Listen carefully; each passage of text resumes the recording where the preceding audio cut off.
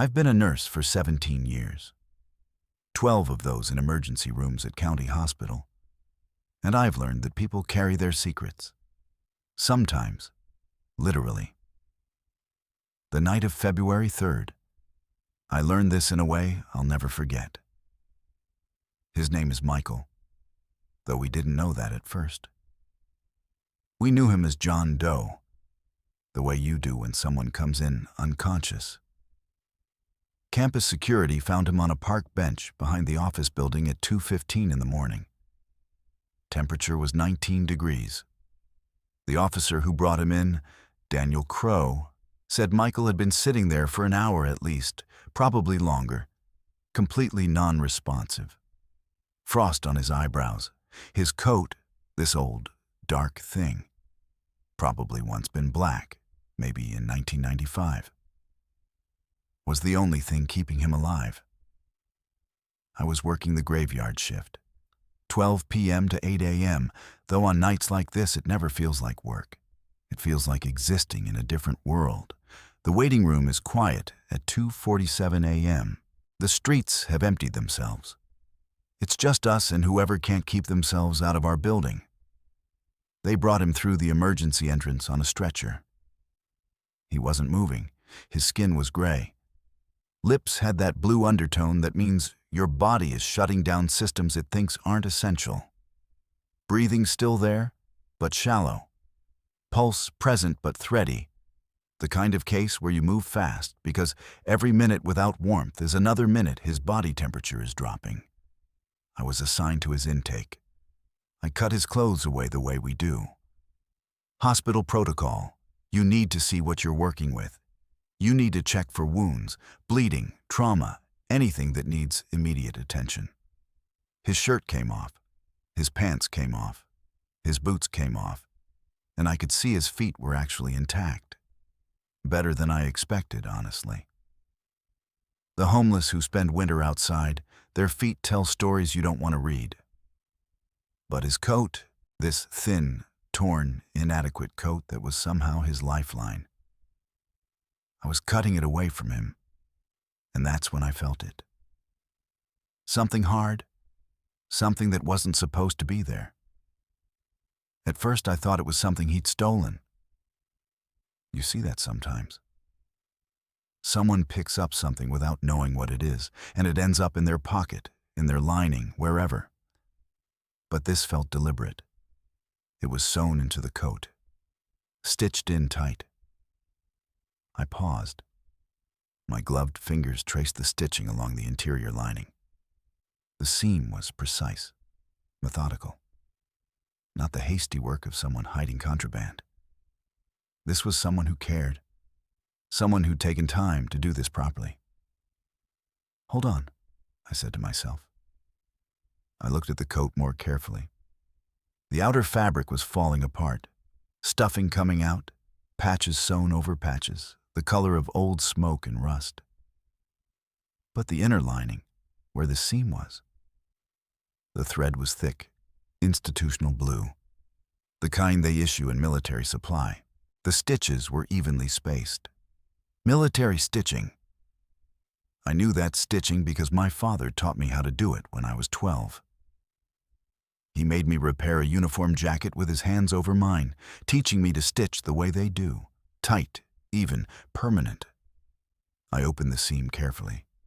My hands were gloved, sterile. But even through the latex, you could feel the craftsmanship.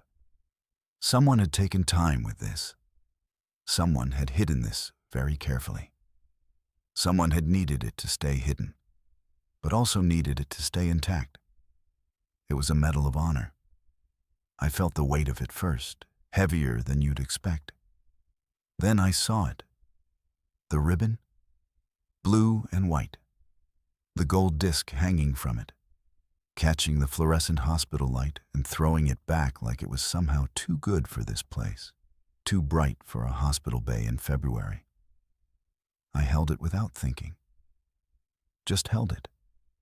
My hands had been trained in medicine for 17 years, but those hands also had a father who wore navy blue, a father who had a purple ribbon and a commendation that he kept in a frame in a study I wasn't allowed in unless he called for me. A father who never explained why, on the 4th of July, he would leave the fireworks early and sit in the dark living room with the windows closed. There's this thing about people who've seen combat. They don't really come back quite the same. You can see it in how they stand, how they listen, how they'll be in the middle of a regular conversation and their eyes will go somewhere else, somewhere you can't follow. How they don't flinch at loud noises, but still can't sleep without some kind of sound playing. White noise, television, something to keep the silence at bay. I held this medal in my hand, this pristine, absolutely pristine Medal of Honor, and I looked at the coat it came from. The filthy, torn, inadequate coat. The coat that cost maybe $15 at a Goodwill in 1997. The coat that was the only thing keeping this man alive. This doesn't match, I thought. This doesn't make sense. You don't lose a Medal of Honor on a park bench. You don't lose it and end up homeless. You don't lose it and live on streets for 11 years. You don't lose it and sew it into your coat lining because you're afraid someone will steal it or you'll have to sell it for a sandwich. Unless you didn't lose it. Unless someone made a very deliberate choice. I called Dr. Patricia Voss over. She was managing the bay, coordinating intakes, running through her mental triage. She has this way of moving through chaos, economical, efficient, like she's been doing this so long that her hands know what to do before her brain catches up. 15 years at County Hospital. I've seen her manage 18 intakes in a single shift during flu season. She's the kind of doctor that emergency rooms depend on without knowing they're depending on them. She saw the medal and she went very still. In emergency medicine, you see a lot. You develop this ability to process chaos very quickly. Stab wounds, overdoses, car accidents, cardiac events. You see it all and you categorize it and you move. But this stopped her. "Is that real?" she asked. Her voice was different, smaller. I said, "I don't know. I don't think I'm qualified to know." She looked at the man on the stretcher, Michael, though we still didn't have a name. And she looked at the medal, and she said, "Run his prints. Run them through VA database. Let me know what you find." It wasn't a question. It was an instruction. But there was something else underneath the instruction. Respect, maybe, or understanding. Dr. Voss is a military kid, too. Her brother was Air Force. He came back from Afghanistan with a TBI and something else that didn't have a name. She doesn't talk about it, but I've seen her pause when she's talking to veterans sometimes. I've seen that same look that my father had. So I did. That's the thing about being a nurse in this system. You learn to do things quickly because quick is the difference between emergency and disaster. I took Michael's fingerprints, got them scanned into our database, and I ran them against the VA system. But first, before I did any of that, I found a safe place for the medal. Not the equipment room with the general supplies, not the charting station where anyone could see it. I placed it in a specimen container and I locked it in the medication cabinet in the back of the bay. It seemed like the safest place for something this valuable, something this irreplaceable. Then I went to get the fingerprints. Michael was unconscious, so it was straightforward. I rolled his fingers against the scanner, one at a time. Left hand, right hand. The system processed them automatically, feeding them into our local database, and then, with authorization from Dr. Voss, into the VA system. 15 minutes. That's all it took. I sat at the computer terminal in the charting station. I can see Michael from there. Still unconscious on his stretcher, still warming up. I watched him while I waited for the results. There was something about his face, even unconscious, even gray with hypothermia, even half dead. that looked like someone who had been strong once, someone who had commanded people, someone who had made decisions that mattered. The results came back at 3:22 a.m. Michael Thomas, Sergeant, United States Army, service number 4791847, date of birth, November 14th, 1952. So he was 71 years old? Not 73 the way he might have looked. 71 looks old when you've been living outside in February. 3 tours in Vietnam, 1967 to 1970. That's more than 3 years of combat zone. That's the kind of deployment that changes your bones. Decoration status, multiple. I clicked through them. Silver Star, Purple Heart, and yes, Medal of Honor, issued 1970. Citation included a mention of extraordinary heroism and devotion to duty in the face of enemy fire. There was more, but it was condensed in the military way of writing about people dying. Marital status, divorced. Children, 2, status unknown. Last known address on file, Portland, Oregon, 1976. Current status in the system, inactive. No contact in 47 years. I read this on a screen at 3:22 a.m. in a hospital in February, and something cracked inside my chest. I've been a military kid. I understand what it means to be decorated. I understand the weight of that. I understand what it costs you. And this man, this decorated man, this Medal of Honor recipient, this sergeant who had commanded respect in combat zones, had been living on park benches in February. Living on park benches and carrying his highest honor sewn into a coat lining. Dr. Voss saw my face when I walked back over. She didn't ask. She just waited. "This is real," I said. My voice was steadier than I felt. "This is his real medal. Michael Thomas, 71 years old. Sergeant, United States Army. 3 tours, Medal of Honor, 1970. And he's been homeless for 11 years, according to our intake forms. Before that, he was in and out of shelters. The VA has no active record of him." "How is that possible?" Dr. Voss asked. "I don't know," I said. "Veterans should have case management. There should be systems in place. There should be someone looking for him." She didn't say anything for a moment. She was looking at Michael, still unconscious, still warming up, still just a body in a hospital bay, until we found out who he was. Now he was something else. Now he was a missing person, a disappeared person, the kind of person the system is supposed to catch but doesn't. "Call the VA liaison," she said. "Tell them what you've got. Tell them I said it's urgent. Tell them a Medal of Honor recipient just came through our door and the VA has no record of him for 47 years. So I made another call. This is about 3:40 a.m. I'm calling the VA Hospital Liaison's emergency number, and the phone rings and rings. It's nearly 4 in the morning. No one should be awake. But the system knows what to do. There's someone who always answers the emergency line. "VA crisis line, this is Robert." I said, "Hi, this is Jess Chen, RN, at County Hospital. I need to report something to the VA." "Go ahead," Robert said. He was young. I could hear him waking up in his voice. "We have a patient admitted to our emergency department approximately 2 hours ago. Found hypothermic, exposed to elements. He's warming up and doing well medically. But his identification came back as Michael Thomas, Sergeant, United States Army. Service 1967 to 1970.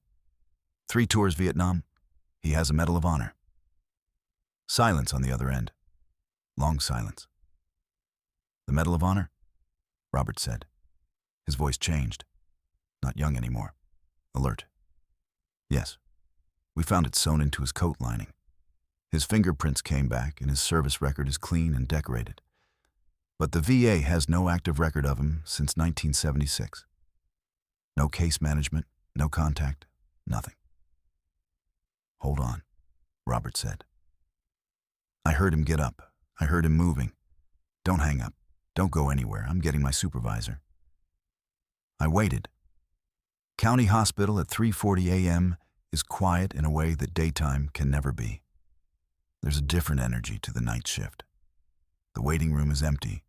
The cafeteria is dark. The morgue is just a room on the basement level.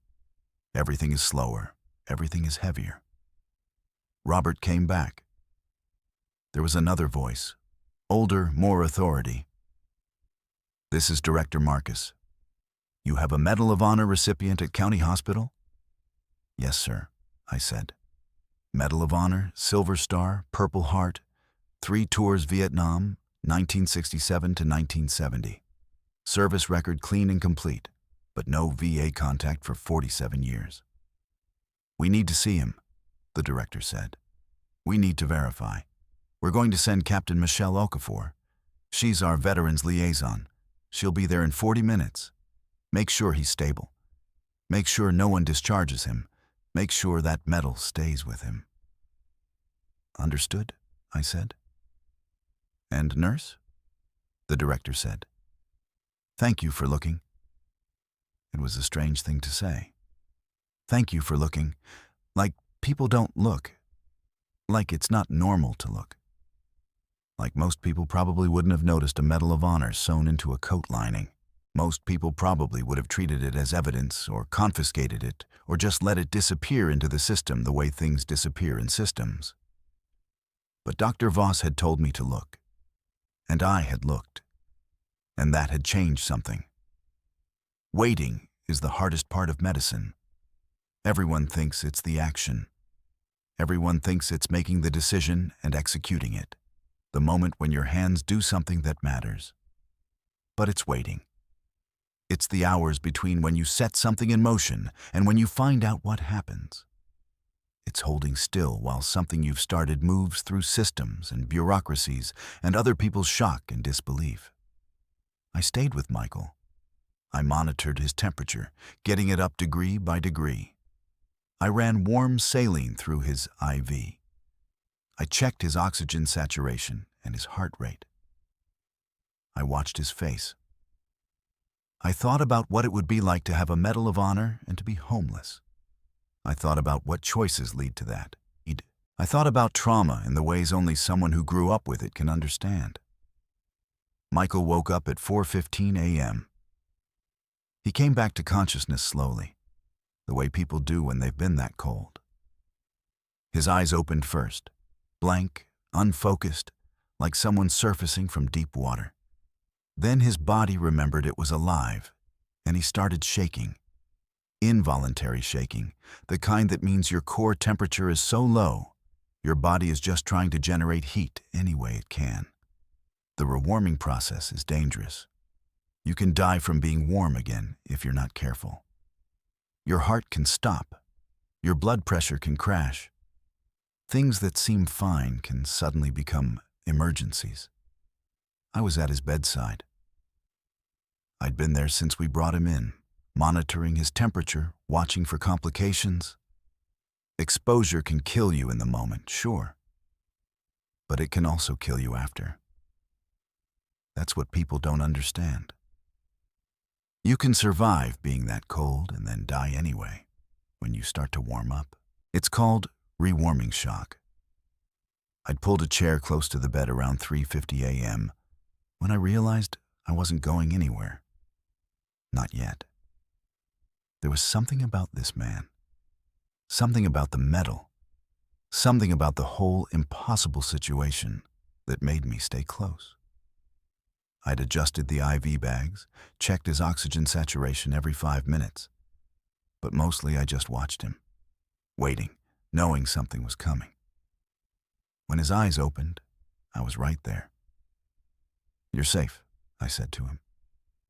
My voice was the voice I use for scared people. Low, clear, steady. "You're in County Hospital. You were found hypothermic. You were sitting on a park bench and someone found you. We're warming you up. You're going to be okay." He looked at me. It took a long moment for his eyes to focus. His pupils were still dilated. His body was still in shock. His mouth opened like he was trying to form words, but his throat was too dry, too damaged from the cold. "Here," I said. I held a cup with a small sip of water. "Just a little. Slow. Your body's been through trauma." He took it. His hands were shaking so badly I had to help him. I guided the cup to his lips. He sipped. Once, twice. His eyes closed like that small amount of water was the greatest kindness anyone had ever shown him. "Where?" he asked. His voice came out like gravel, like something that hadn't been used in years, like something that had been broken and left unrepaired for a long time. "County Hospital," I said. "Emergency department. You're on a warming protocol. We have you on IV fluids. Your core temperature is climbing, 90 degrees now. We're getting you back." "How long?" he asked. "You've been here about 2 hours. You're going to need to stay for a while. We need to watch you. Make sure your heart stays stable. Make sure nothing else falls apart as you warm up. But you're going to be okay. Your vitals are good. You're strong." He didn't respond to that. Strong. He'd been sitting on a park bench in 19-degree weather in a coat that cost $15. Strong wasn't the word he would have chosen. Then his eyes moved. They tracked across the room, past the monitors, past the IV stands, to the bedside table where I'd placed the metal in its specimen container. It caught the fluorescent hospital light and threw it back. Gold against white plastic, impossible to miss. His whole body went rigid. "That," he said. His voice cracked, shattered. "That's still there." "Yes," I said. "It's here. We found it in your coat. When we were cutting your coat away, we found it. It was sewn into the lining." He stared at it. His eyes didn't blink. His breathing changed. For a moment, I thought his heart rate was going to spike dangerously, and I watched his monitor, ready to intervene. But it leveled. He was just staring. "I sewed it in," he said finally. His hands were still shaking. He looked at them like they belonged to someone else, someone he used to know. "I sewed it in after I lost everything else, after my wife took the kids, after I couldn't keep my job, after the VA couldn't help me and the hospitals wanted me out and nobody wanted to look at what was wrong with me. Nobody could fix what Vietnam broke in my head." He paused. He swallowed. It looked painful. "I thought about throwing it away," he continued. "I stood on a bridge once, about 15 years ago. I had it with me then. I thought about just opening my coat and letting it fall into the river. I thought it would be a relief, like letting go of something that was too heavy to carry. But I couldn't do it. I couldn't let it go." "Why?" I asked. I wasn't being clinical. I was just asking. "Because it was the last thing," he said. "It was the last thing that said I had been someone, that I had done something that mattered. My wife took the kids. That's on me. I couldn't be the man she married after Vietnam. My career fell apart. My mind fell apart. But this medal, someone gave me this. Someone decided I had done something worth honoring, and I couldn't let that disappear. I thought if I could keep it safe, then maybe somewhere inside me, that person who earned it would still exist." His eyes filled with tears. Not the polite kind people cry in public. These were the tears of someone whose entire emotional system had been shut down for so long that when it finally cracked open, everything came pouring out. "I sewed it in with thick thread," he said. "The kind they use in the military. I spent 3 hours doing it. My hands were steady then. I was in a shelter in Sacramento, and I spent 3 hours stitching it in because I wanted it to be perfect. I wanted it to be secure. I wanted it to survive, even if I didn't. I wanted someone to find it someday and know that I existed, that I wasn't just a drunk on the street, that once, I was a soldier and someone thought I was brave. I didn't know what to say to that. You can't teach people what to say to that in nursing school. They don't have a protocol for this. So I just said, someone did look, and they found you, and you're here now. And that medal is here with you, and it's going to stay with you. He looked at me, really looked at me, like he was seeing me for the first time. What's your name? He asked. Jess, I said. I'm your nurse. I'm going to be taking care of you. Thank you, he said. His voice broke. Thank you for looking. Thank you for finding it. Thank you for understanding that it mattered. It did matter, I said. And so do you. I adjusted his blankets. I checked his temperature again, 92 degrees now, climbing steadily. I added another warm IV bag. I did all the technical things. But I was also just sitting with him. Just being present with someone who had been unseen for so long that being seen again was almost too much to bear. He was quiet for a while. Then he said, "There's someone else. Captain Okafor said there was someone else. Someone who's been looking for me. Is that real? Or is that something they tell you to make you feel better?" "It's real," I said. "He's on his way here right now." "I don't know if I can see him," Michael said. His hands started shaking worse. "I'm not ready. I'm not who he thinks I am." "Yes, you are," I said. "You're exactly who he thinks you are. You're the man who sewed a Medal of Honor into his coat and kept it safe for 11 years because you refused to let go of your own value. That takes a kind of strength that most people don't have." Before he could respond, before I could say any of the things I wanted to say about strength and survival, and what it means to stay alive when life has given you no good reasons to, the doors to his bay opened. This time the visitor was different. Captain Michelle Okafor walked in. I knew who she was before she introduced herself. She moved like military personnel move, with purpose, with efficiency, with the kind of bearing that comes from years of authority. She was in full dress uniform, 2:30 in the morning, and she was dressed in full dress uniform. Blue jacket with captain's bars, medals at the chest, the whole thing. Professional, respectful, like she understood exactly what she was walking into. "I need to verify identity," she said. Her voice was careful, formal but not cold. "I'm Captain Michelle Okafor with the VA. I received a call about a Medal of Honor. Is that correct?" Michael looked at her. His hands were still shaking. He said, "Yes." She handed him a folder. She said, "This is authorization for immediate protective services and case management. You're not going back to the street. That's already being arranged. There's a bed reserved for you in a secure facility. You'll have access to mental health services, medical care, job counseling, anything you need. The VA is taking you into care immediately." Michael took the folder with shaking hands. He opened it and looked at the document, but I'm not sure he was reading it. He was just looking at the words, holding something official, something that said his name and said something was being done. Captain Okafor sat down on the chair next to the bed. She said, "I know this is a lot. I know you're cold and tired and confused. But I need you to know something. You're going to be taken care of now. That's over. The time on the streets, that's done."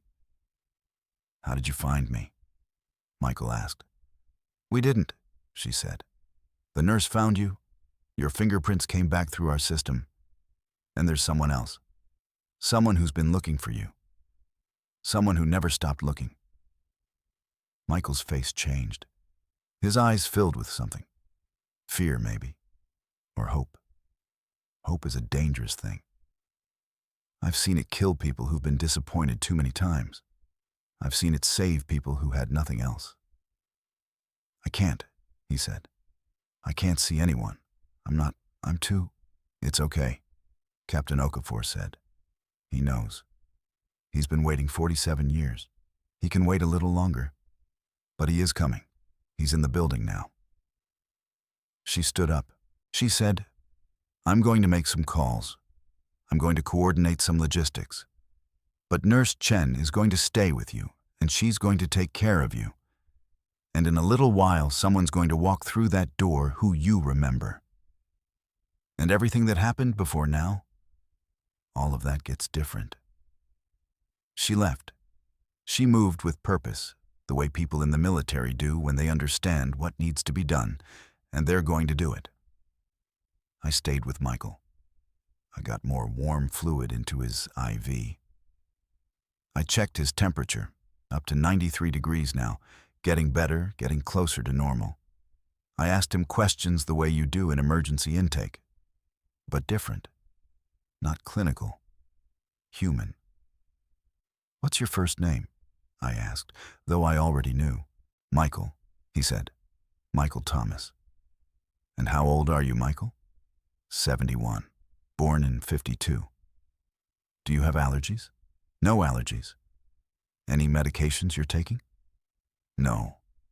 I haven't had medication in years. I haven't had anything in years, except what I could find. I made notes. I took vital signs. I adjusted his fluids. But in between the clinical things, I asked him other things. How long have you been on the street? 11 years, he said. Off and on before that. Maybe 20 years if you count the shelters and the time I spent in Portland when everything first fell apart. Why did you keep the medal? I asked.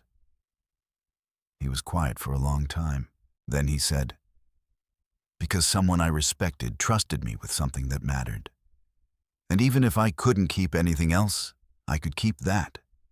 I could keep it and remember that once I was someone. Once I did something that mattered. And maybe that would be enough. Maybe that one thing would be enough to mean something, even if everything else got lost. It was enough, I said. It brought you here. When I asked about food, he said, yesterday? I got a sandwich from the Methodist Church on 5th. Before that, I don't remember. Maybe 2 days before. The Methodist people are good. They don't ask questions. 2 days.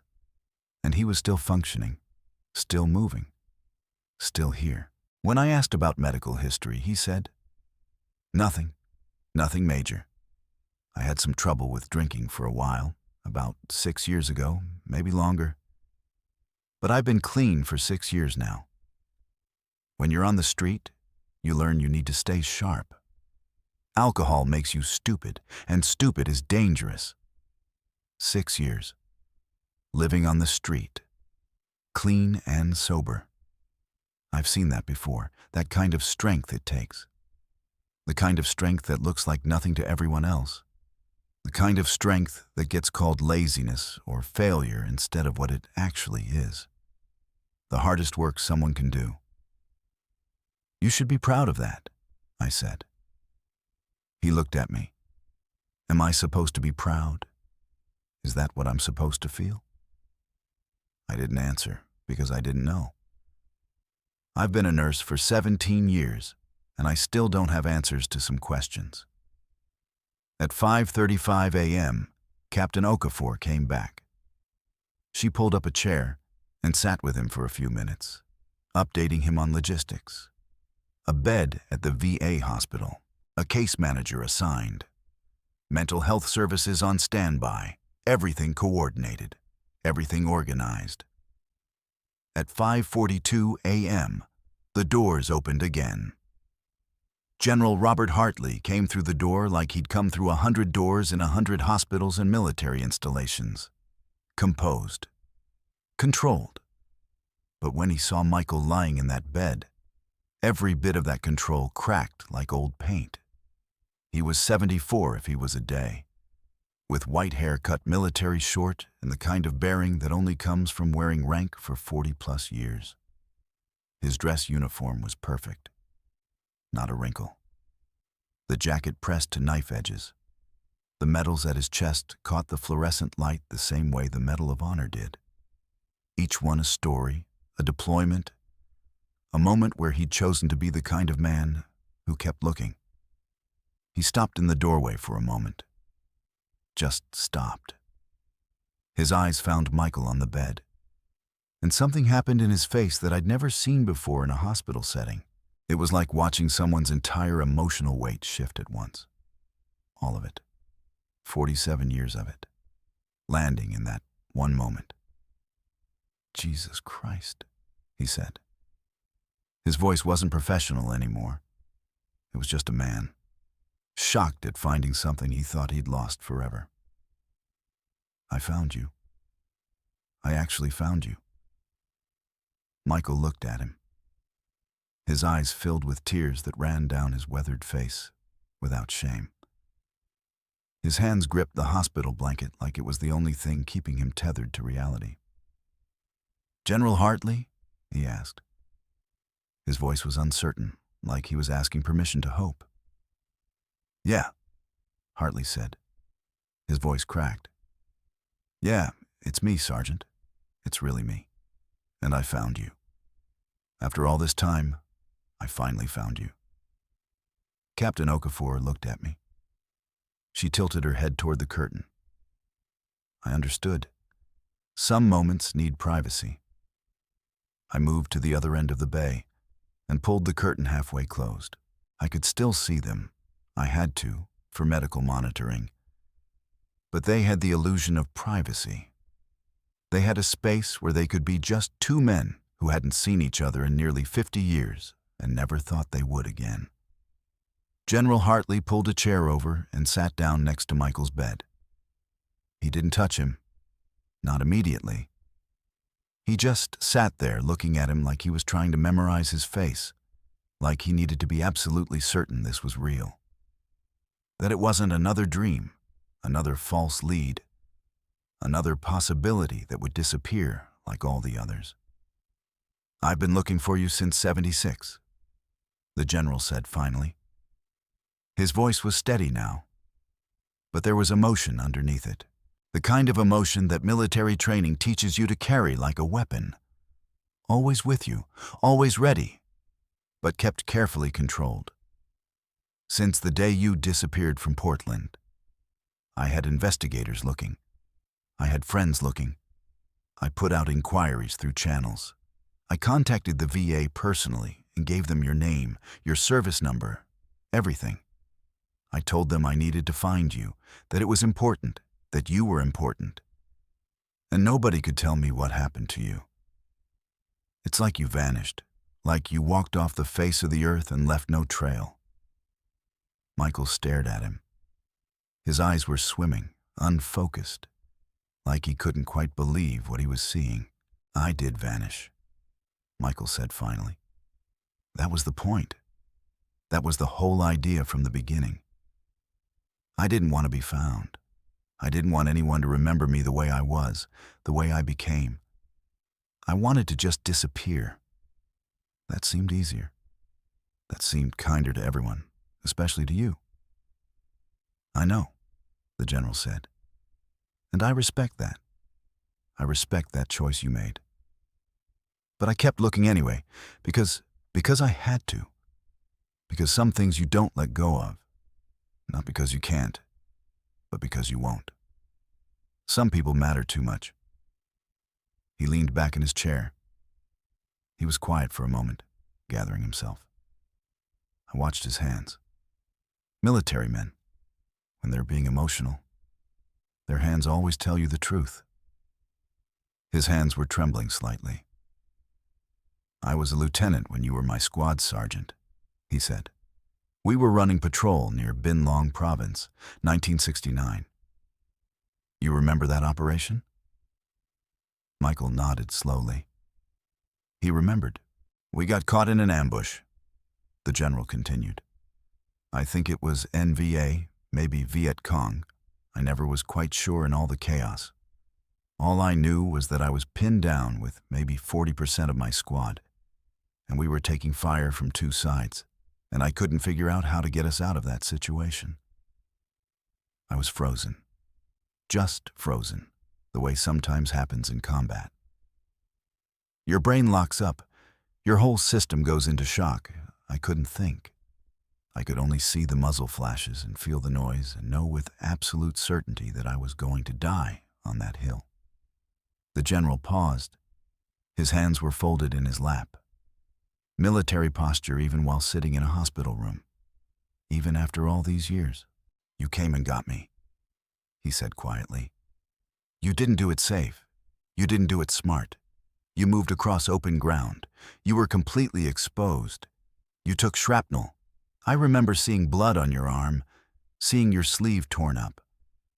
But you moved across that open ground and you grabbed me and pulled me back to cover. And then you organized the rest of the squad and you got us moving and you got us out. You saved me that day. You saved all of us. 8 men. 8 lives that made it back because you didn't freeze. Because you moved. Michael's shoulders were shaking. Not from cold anymore. From the weight of being remembered. You got a silver star for it, the general continued. And I remember you telling me afterward, when everything was calmer, when we were back in base. You said, "Sir, it was just the job. That's what we're trained for. Nothing special." Do you remember saying that? I remember, Michael said. His voice was barely audible. I didn't want it to be special. I didn't want anyone to make a big thing of it. It wasn't about making a big thing, the general said. It was about being honest. That's what courage is. It's not about doing something dramatic. It's about doing the right thing when it costs you something. When you have to stand in that gap and hold it, even when it would be easier to run. And you did that. And it stuck with me. For 50 years, that moment has stuck with me. He reached out slowly, carefully, and placed his hand on Michael's arm. Not gripping, just resting it there. Contact. Confirmation that this was real. I served under you for a while, the general said, but I also learned from you, and I wanted you to know that. I wanted you to know that everything you did, everything you sacrificed, everything you carried, it meant something. It still means something. Michael turned his head away. He was crying openly now, the kind of crying that comes from a place deeper than just sadness. This was the sound of someone who had convinced himself he was worthless, finally being told, with absolute authority, that he wasn't. I didn't matter, Michael said. His voice broke. I fell apart. I couldn't hold it together when I came back. I couldn't be the man my wife needed. I couldn't be the father my kids needed. I ended up on the street with nothing but a medal I'd sewn into a coat because I was afraid to lose it. How does that not matter? How does that not prove I failed at everything? You mattered, the general said, and his voice was firm. Military, final. And you still matter. Your wife's leaving doesn't change your value. Your struggle doesn't erase what you did. And living on the street doesn't diminish the fact that you kept going. That you stayed alive. That you kept a medal safe that was meant to honor what you'd already proven. That you had the strength to endure. And you did endure. You survived 11 years on the street. Do you understand how strong that is? How few people could do that? I handed Michael a tissue from the box on the bedside table. It wasn't a clinical gesture. It wasn't professional distance. It was just something human. A tissue. A small kindness. He took it and pressed it to his eyes. The general said, "After you disappeared, I couldn't stop thinking about what happened to you. The system was supposed to take care of veterans. The VA was supposed to have a safety net. But something went wrong, and you fell through the cracks, and nobody could tell me where you went. It ate at me. Every year I thought about you. Wondered if you were alive. Wondered if I could have done something different, something more. So I decided to do something about it." "What did you do?" Michael asked. His voice was steadier now, like asking a question was anchoring him. "I kept climbing the ranks," the general said. "Made major, colonel, brigadier general, then major general. I retired from active duty 20 years ago. But by then, I had a plan. I started a program, the Hartley Foundation. It works specifically with homeless veterans. We provide housing, mental health services, job training, case management, peer counseling, everything we should have had in place to catch you in the first place. We have offices in 12 states now. We've helped over 3,000 veterans get back on their feet. Back into jobs, back into families, back into lives worth living." Michael was looking at him, crying, his face a mask of confusion and overwhelming emotion. "I started that program because I was looking for you," the general said. "I started it because I wanted to make sure that no one else fell through the cracks the way you did. That no one else disappeared. That the system would catch them. That someone would always be looking." "You did this because of me?" Michael asked. His voice was small. Impossible. "I did this because of what you taught me," the general said. "About strength, about duty, about not leaving people behind, about moving across open ground even when it costs you. You taught me those things, and I've spent the last 40 years trying to live up to that teaching. And I've helped a lot of people because of what I learned from you. Because of who you made me." Michael turned his head away, his hands gripping the blanket like a lifeline. His whole body shook with the force of finally letting something out that he'd held locked down for decades. The general sat with him through it. He didn't try to minimize it. He didn't try to make it better. He just sat there, his hand on Michael's arm, saying without words, "I'm here. I remember. I've been looking. I never forgot. And I'm not leaving again." When Michael finally spoke again, his voice was raw. "I don't deserve any of this. I don't deserve a general sitting in my hospital room. I don't deserve someone who's been looking. I don't deserve a second chance." "Yes, you do," the general said, and the firmness in his voice was absolute. "You deserve more than this. You deserve the fact that someone never stopped looking for you. You deserve to know that your life mattered, that it matters. You deserve a home and health care and proper treatment and the understanding that you did something important and that something important came from it. You deserve to know that I'm not going anywhere, that I made a promise to myself 47 years ago, and I'm going to keep it." He sat back slightly. His face was composed again, the military training reasserting itself. But his eyes were still wet. "I'm retired now," he said. 2 stars. I consult on veteran affairs policy. I manage the foundation full-time. I work with other veterans, help coordinate systems, make sure people don't fall through the cracks. And now I'm going to focus on you. We're going to get you into housing. We're going to get you into mental health treatment with someone who specializes in combat trauma and PTSD. We're going to figure out what happened to your kids, if you want to know. We're going to rebuild your life piece by piece because you deserve it. Because you earned it 50 years ago. And I promised myself I'd make sure you got what you earned. Why would you do this? Michael asked. After all this time, why spend all this energy on one old soldier who fell apart? Because I couldn't not, the general said simply. Because I promised myself 47 years ago that if I ever found you, I would spend the rest of my life making sure you were taken care of. And I'm not going to stop looking until you have everything you need. That's what you taught me, Sergeant. You don't leave people behind, ever.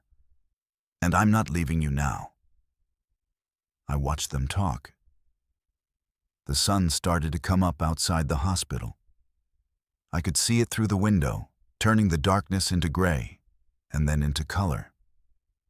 The night shift was winding down. Morning shift was coming in. The hospital was waking up.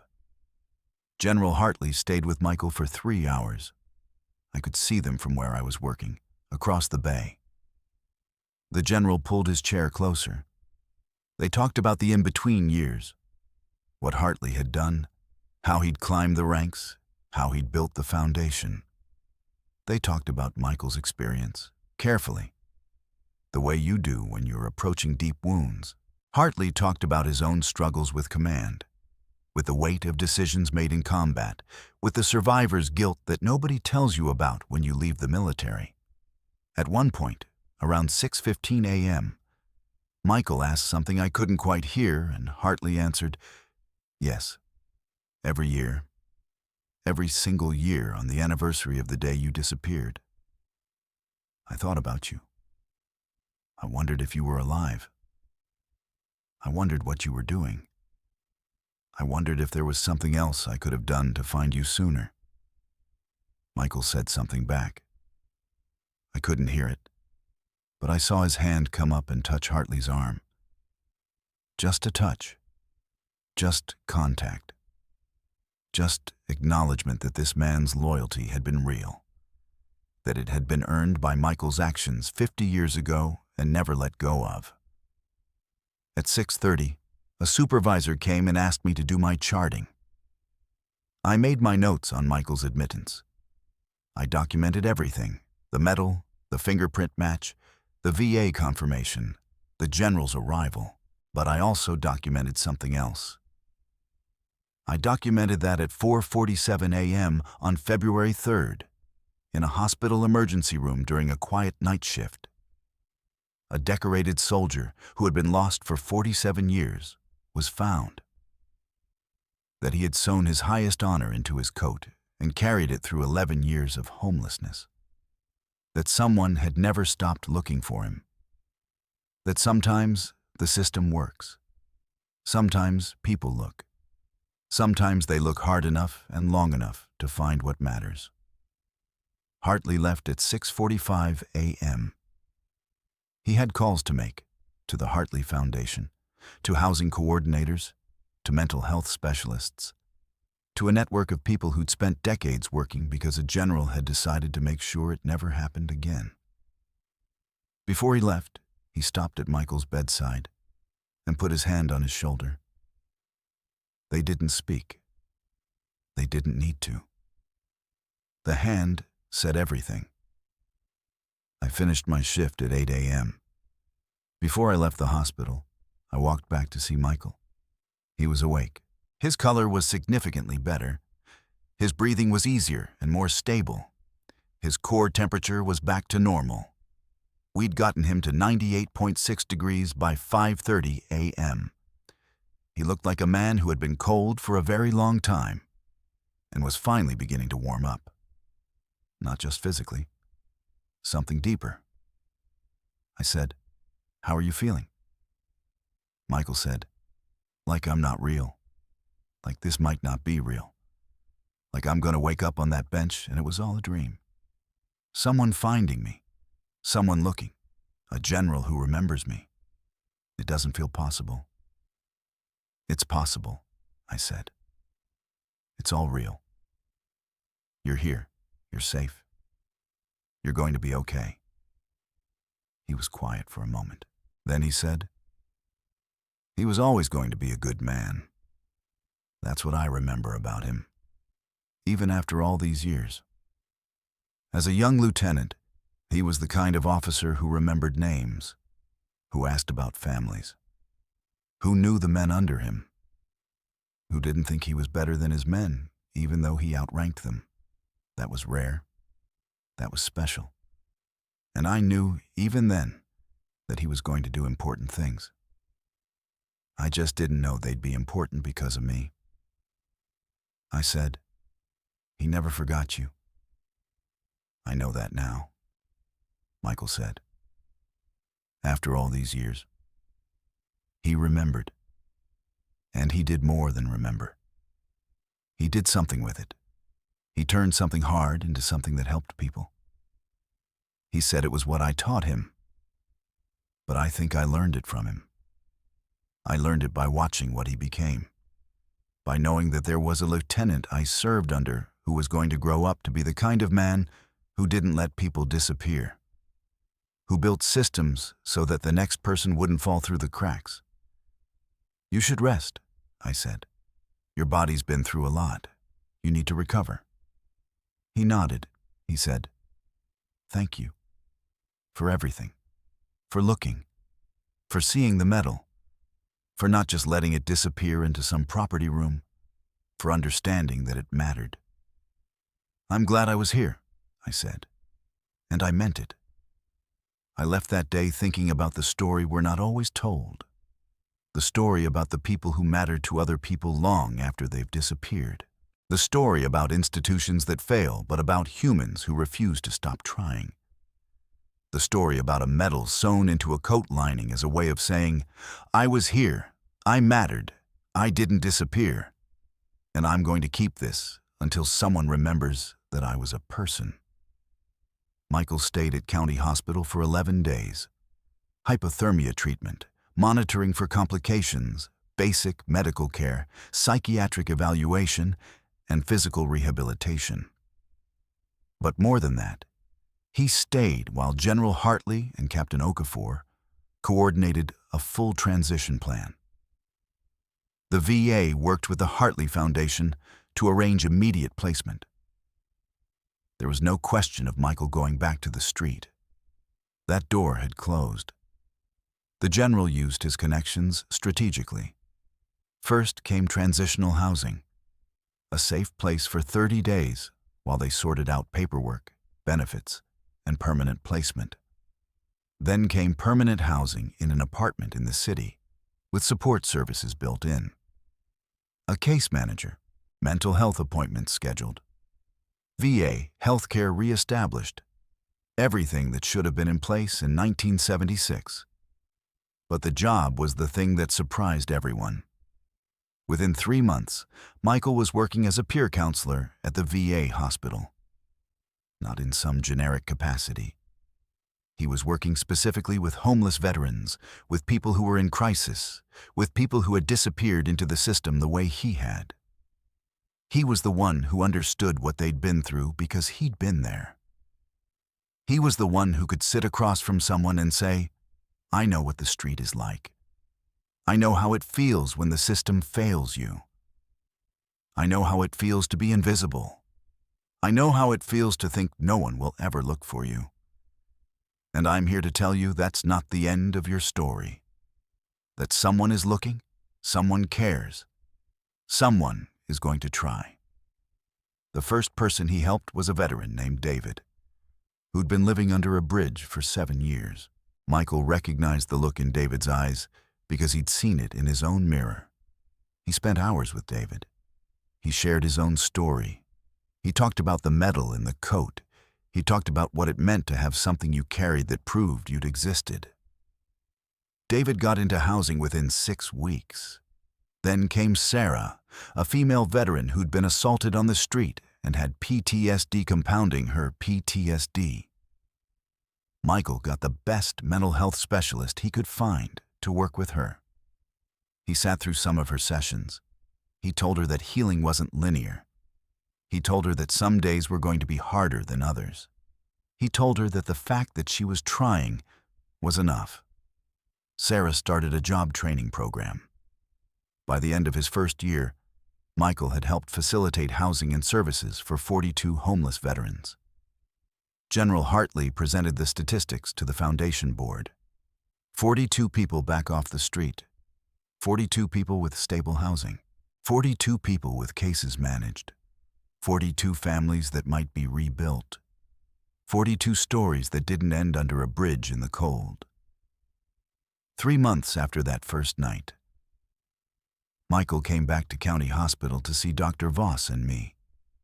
He'd made an appointment, a formal appointment, which was his military way of showing respect. He was showered. His hair was cut short and neat. He was wearing clean clothes that fit him properly, not the oversized second-hand layers he'd been wearing. His hands still had a slight tremor when he held objects. The cold had done neurological damage that would take months or possibly years to fully heal. But his eyes were different. They had light in them, purpose, something that said, "I am here. I am present. I matter." He came into the emergency department and asked for us. Dr. Voss was in a patient bay, but she came right out when someone told her Michael was here. She looked at him and smiled. A real smile, not a professional one. "Michael," she said, "it's good to see you. How are you doing?" "I'm good," he said. "I'm working. I'm in an apartment. I have a case manager. I have a therapist. I have a general who won't leave me alone until I believe I deserve all of it. I came out from where I was charting. I pulled off my gloves and shook his hand. I wanted to thank you both," Michael said. His voice was steady now, but there was emotion underneath it, not the raw, broken emotion of the hospital bay. Something more grounded, something more sustained. For not treating me like a statistic, for actually looking at who I was, for not just processing me through the system and letting me disappear again. This system, it has a way of making people invisible. You both chose to see me, and that changed everything. "Doctor," Voss said, "we did our jobs." Michael said, "No, you did more than that. You saw a person. In this hospital, with all these patients coming through and leaving and no one remembering them, you saw a person. And you decided that person mattered. That's not a job. That's something else. That's choosing to see. That's choosing to look. And I'm here today because you chose to look." He took out an envelope. Inside was a photograph. It was Michael and General Hartley at Michael's apartment. They were standing on a balcony, looking out over the city. Michael was in civilian clothes. Hartley was in civilian clothes too. Both were smiling. Both looked at peace. "I thought you should have something," Michael said. "Something that proves it was real. That I wasn't just a meditation on loss. That someone found someone else. That the system worked, even if it took 47 years. I looked at that photograph, and I thought about what Jess, the night nurse, would have thought if she'd been able to see into the future. That night, holding a medal in a hospital bay at 2:47 a.m., she would have never imagined that 11 years of homelessness could be fixed, that a lost person could be found, that a general could spend half a century looking, that a Medal of Honor could matter as much as it did because of what it represented. Not just bravery in combat, but the refusal to disappear, the refusal to be forgotten, the refusal to let go of the one thing that said, I existed. I was here. I matter. That's what I was thinking about when Michael left that day. After he left, I thought about something my father told me once, years ago. We were sitting on the porch and he was watching the street, the way he always did. Watching. Always watching, like he was waiting for something. He said, "The military teaches you a lot of things. How to follow orders, how to lead, how to survive. But the most important thing it teaches you is that you don't leave anyone behind." He was talking about combat zones, but it applies to everything else too.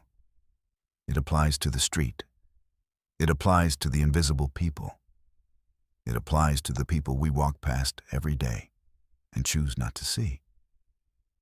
It applies to the moment when you could look or not look, and you choose to look. I think about Michael sometimes. I think about the metal in the coat lining. I think about General Hartley's 47-year search.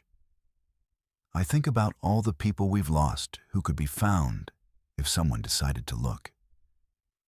That medal was made to honor bravery in combat. But in the end, the bravery that saved Michael wasn't military bravery.